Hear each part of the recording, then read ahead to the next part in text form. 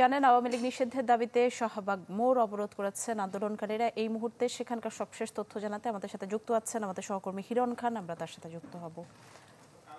হিরণ, এখন শাহবাগের ওখানের অবস্থা কি?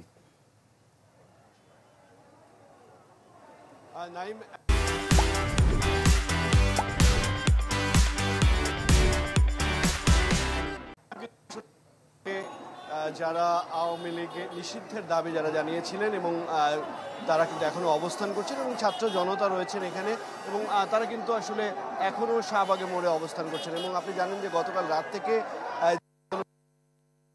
আজকে গরমের মধ্যেও কাঠফাটা রোদেও আসলে এই আন্দোলন চলেছে এবং আমরা দেখেছি যে যমুনা যেই উপদেষ্টার বাসভবন যেটি সেই বাসভবনের সামনে গতকাল রাতে ছিল, পরে কিন্তু বাসভবনের সামনে যেই ইন্টারকন্টিনেন্টালের যে মোড়টি রয়েছে সেখানে প্রথমে ট্রাক দিয়ে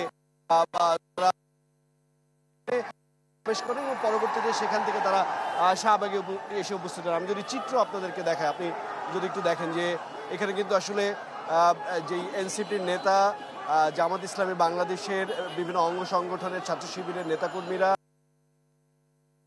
দেখেছি, এছাড়াও জুলাই আগস্ট গণঅভ্যুত্থানে যেই যারা সম্পৃক্ত ছিলেন উপস্থিত হয়েছেন। আপনি দেখতে পাচ্ছেন চিত্র এবং শাহবাগের যেই শাহবাগের যে মোড়টি রয়েছে সেই মোড়ে কিন্তু তারা অবস্থান নিয়েছেন এবং একটি মঞ্চ তৈরি করে সেখানে তারা অবস্থান নিয়েছেন এবং শাহবাগের আশপাশের পুরো এলাকা কিন্তু আসলে জনসাধারণে পরিপূর্ণ এবং বলা যেতে পারে যেই শাহবাগ থেকে যারা সায়েন্স ল্যাবে বা যারা সায়েন্স ল্যাব হয়ে শাহবাগ হয়ে যারা মতিঝিল যাওয়ার চেষ্টা করছেন তারা কিন্তু আসলে যেতে পারছেন না, অর্থাৎ যান চলাচল পুরোটাই বন্ধ।